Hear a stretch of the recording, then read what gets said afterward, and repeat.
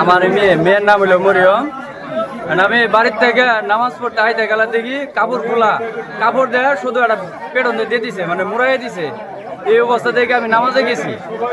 এটার আমি বিচার চাই। পোলা মানে সবাই সাক্ষী আছে, দেখছে। সিকির পাশে সবাই আশপাশের মানুষ সাক্ষী আছে। এই পর্যন্ত দেখছি।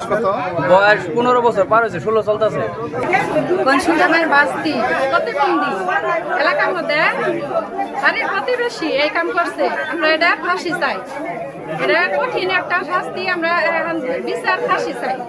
ফাঁসি ছাড়ার কোনো কিছু না, আমরা ফাঁসি আমরা দেখিনি, শুনছি পরে গেছে উদাম করে কাপড় পিন্ধে পাঠাই দিচ্ছে বাড়ির কাপড়। আমরা বুঝতেছি যে কি মনে করেন যে 3টা বিয়ে করছে, 3টা বিয়ে করার পরেও একজনের বন্দির মধ্যে মনে করেন যে মৈসুর করে দিয়েছে এই এলাকার মধ্যে।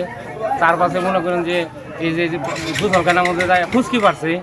হ্যাঁ, এরকম বহুত খারাপ কাম করছে এই এলাকার ভিতরে। কিন্তু ওরা ভাইচারি বেশি দেখে মনে করেন যে ওরে কেউ এলাকার মানুষে কিছু পায় না। হ্যাঁ, এখন এইটা শুনছি যে দর্শন করছে। হ্যাঁ, এটা আমরা মানুষের কাছে শোনা দর্শন করছে, এইটুকুই আমি জানি আর কি। জামালপুর পৌরসভাধীন কাজিরহাট নামক এলাকায় দর্শনের অভিযোগে খায়রুল নামে 45 বছর বয়সী এক ব্যক্তিকে স্থানীয় জনগণ আটক করে রাখিয়াছে।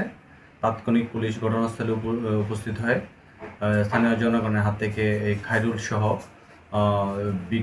প্রতিবন্ধী মেয়ে ভিকটিমকে উদ্ধার করে থানায় নিয়ে আসি। উক্ত বিষয়ে আইনগত ব্যবস্থা প্রক্রিয়াধীন।